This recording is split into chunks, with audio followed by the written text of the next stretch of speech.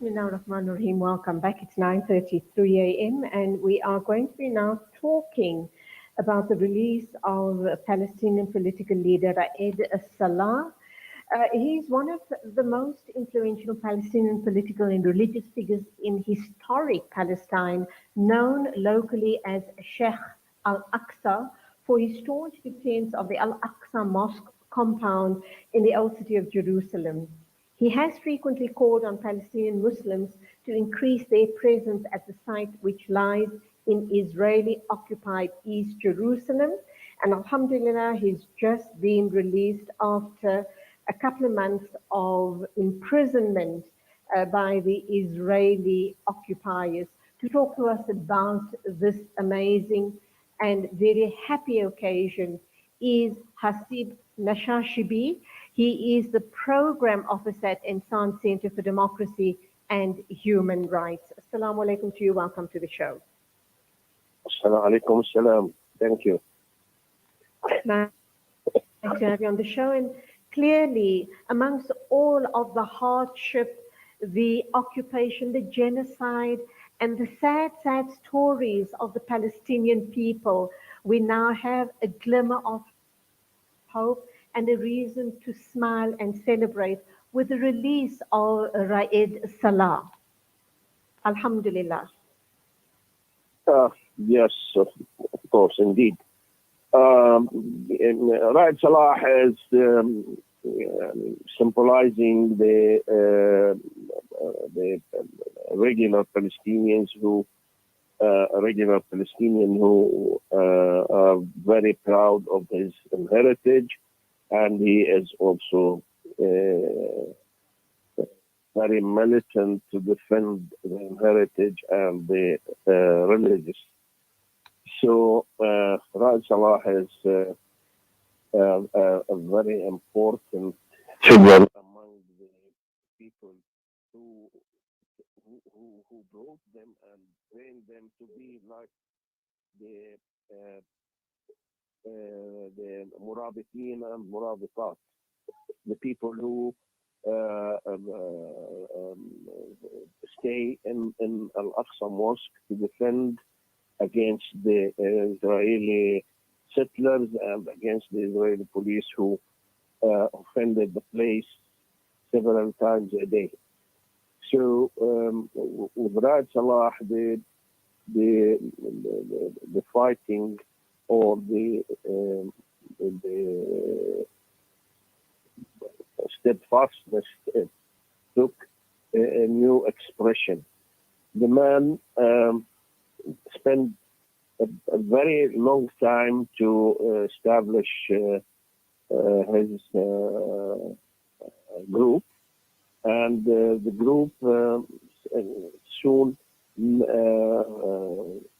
flourished and became all over Palestine. It's not only the Palestine, the historical Palestine, but also the Palestinians from Jerusalem and from other places who can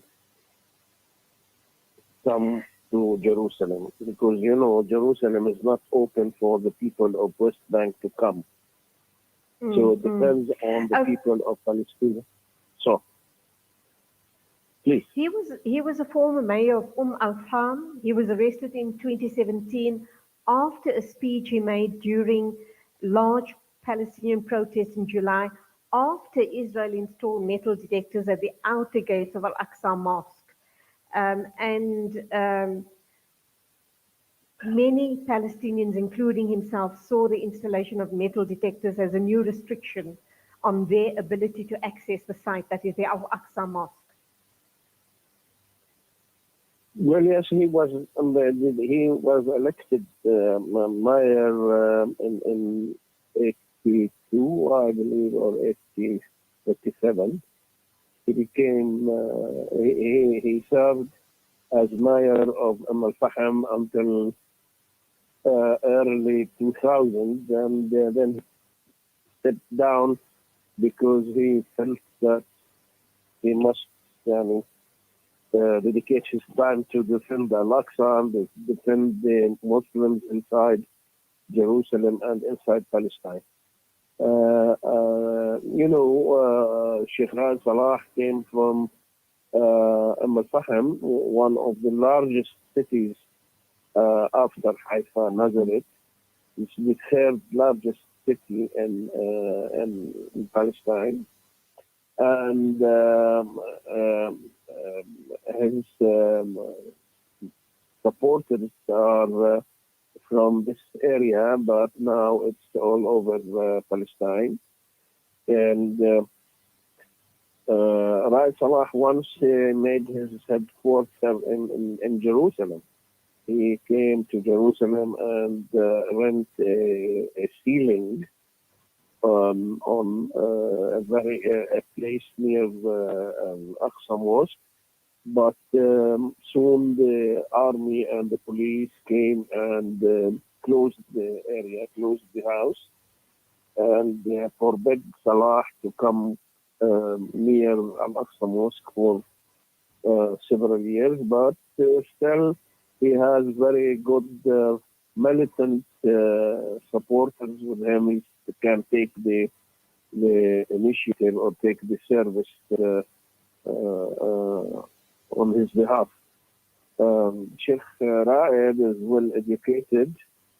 He became Sheikh truly when he studied Sharia at, I believe it's in Hebron. And now he is the head of the Islamic movement, the Northern Islamic movement in Palestine, because the Islamic movement had split it into north and south. Sheikh Raed became the head of the northern part of the Islamic movement. They are, both movements are descendants of the Muslim Brotherhood in Palestine. Now, he was indicted under charges of incitement to terror because it was said that he was supporting an outlawed organization, the northern branch of the Islamic movement in Israel. And also, he said in an interview that the incitement allegations against him included verses from the Quran and Hadith by our beloved Nabi Muhammad. So those were the charges against him. And we know that the occupiers did everything in their power to trump up charges.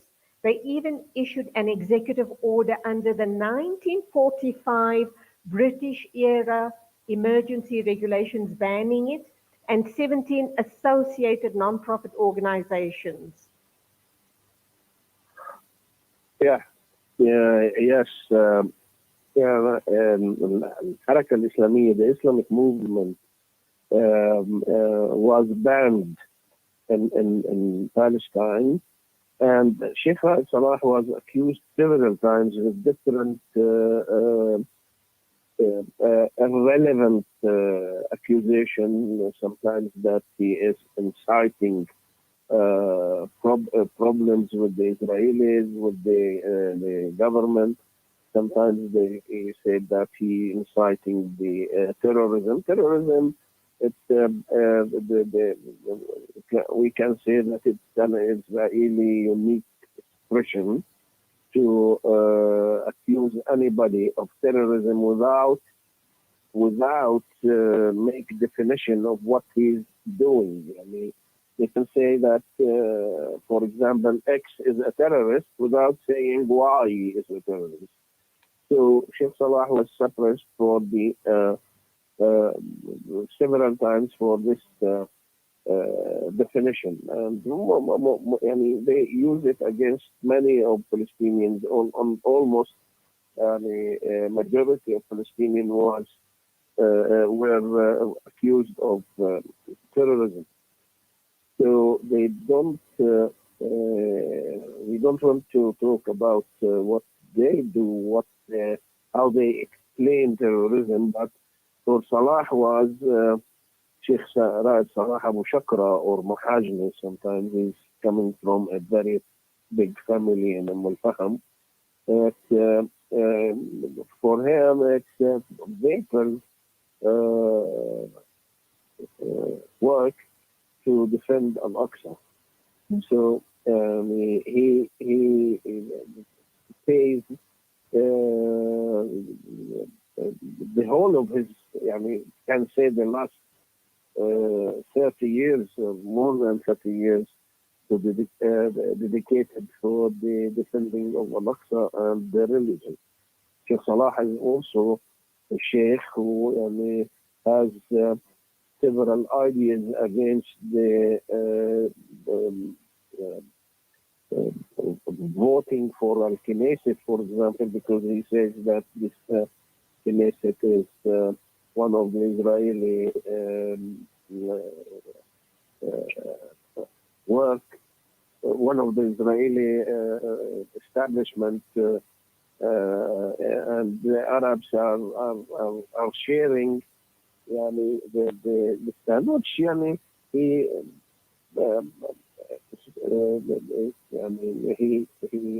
contradicts with the majority of Palestinians inside in this city. And the other thing is Salah is defending also the language, the Arabic language, because after 70 or more than 70 years of occupation for the Palestinians inside the historical Palestine, the language became as part of their languages, the expression. That Salah is fighting against this, and he says that we have to be proud of our language and to also use it as a way to defend our existence, because it's our identity. So, okay. My final question then. Despite the Islamic movement having been outlawed, it does continue to have broad support amongst Palestinian citizens of Israel. And before the ban on the Islamic movement, they did some amazing work. They ran a network of charities, kindergartens, health clinics, and social services. But the Israeli police and intelligence services seized all those properties, closed its offices, and confiscated computers and documents before freezing its bank accounts. What's happening to all of that work that was started? Has it all come to a standstill? Well, it's banned. Recently they banned 6 organizations in West Bank for the same accusation as linked with terrorism, because once they accused Sheikh Raed Salah of funding Hamas, for example, which was not supported by any proof. So, any of any organization or any work, if the man connected to this organization as terrorist, they consider his work as also, and his family and the family of a terrorist. So they banned these places, but I believe that some of this became again restarted a new organization, new kindergartens and schools in Manhattan.